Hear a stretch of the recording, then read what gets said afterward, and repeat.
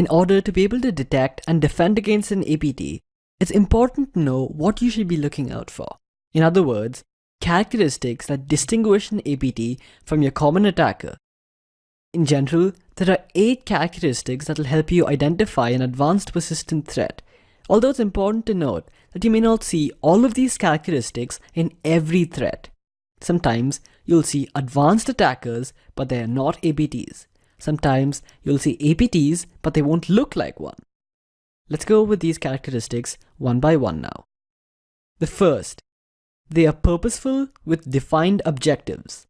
While a commodity attacker might scan and hit all your systems and services in the hope that he may get lucky, an APT will generally pick a single system or a service and resolutely keep hitting it until the attack succeeds. Think about the steel ruler and the lock. Well, except replace the ruler with an angle grinder and you get the general picture. After reaching your perimeter, you'll see another distinction between a common attacker and an APT. The common attacker will aimlessly look around for any sort of data that he can lay his hands on before he is caught.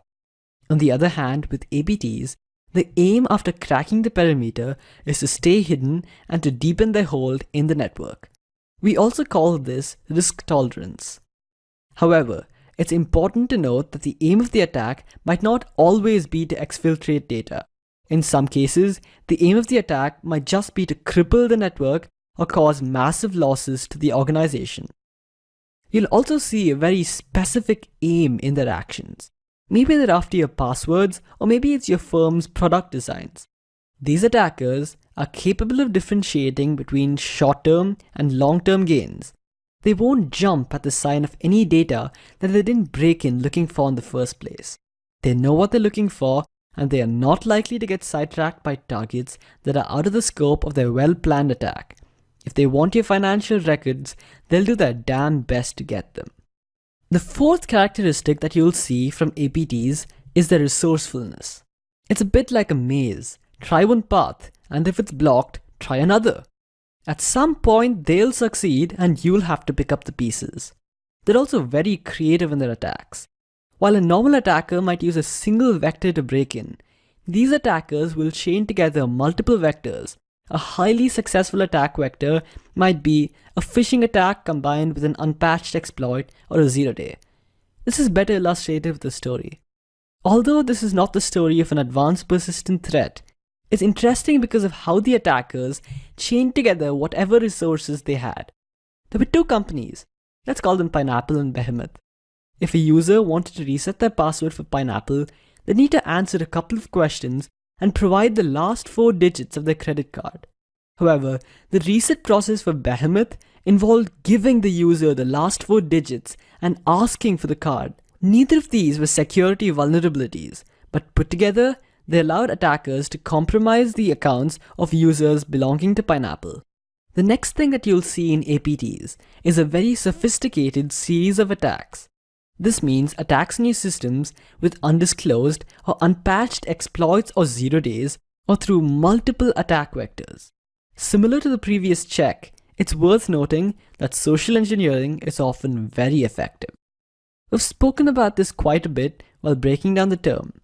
These attackers will break every rule that you thought existed in order to further their aims. I'll say it again, there are no rules here. If you want to stop these attackers, you're going to have to start thinking like them. These attacks may also originate from multiple locations at the same time. It's also possible to see attacks being launched from both internal and external systems, sometimes simultaneously. This makes it very difficult for you as the defender to block these systems since the associated IP addresses will keep changing. Along with the multiple locations, you might also see a large number of systems being used or a large number of attack origination points. When scattered throughout the world and used for a DDoS attack, this can prove to be extremely challenging to slow down and stop. The final distinguishing characteristic of an APT is the funding that keeps them going. Owing to the attack vectors and their characteristics, APTs require a lot of funding from some third party, one that feels that the outcomes of the attack are worth the investment. For example, back in November 2015, ProtonMail, an encrypted email provider was hit by a series of DDoS attacks. There were two unique attackers, and from ProtonMail's blog, the second group caused the vast majority of the damage, including the downing of the data center and the crippling of upstream ISPs, exhibiting capabilities more commonly possessed by state-sponsored actors. They never contacted us or made any ransom demands. Their sole objective was to take ProtonMail offline at any cost, with no regards for collateral damage, and to keep us offline for as long as possible. As you can see, the aim of this attack was to simply keep ProtonMail down. The attackers cared nothing about the damage they caused to other companies. The amount of resources that this attack would have taken only indicates one thing. As ProtonMail put it, the presence of a highly funded, probably state-sponsored actor or sponsored by very large corporations. These characteristics are extremely important, so important that we're actually going to give them a name.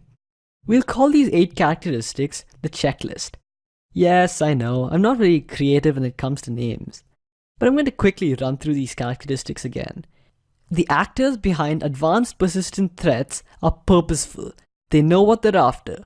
They exhibit high risk tolerance and are focused and resourceful. They employ sophisticated attack mechanisms and might attack you from multiple locations, sometimes simultaneously.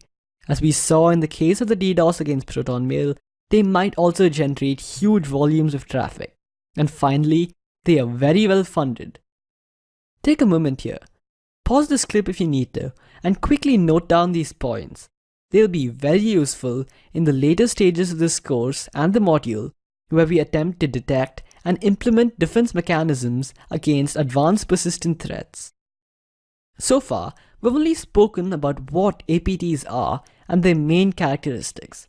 However, it's never fun to accept your mistakes, and you might just be tempted to classify any attack on your organization as an APT.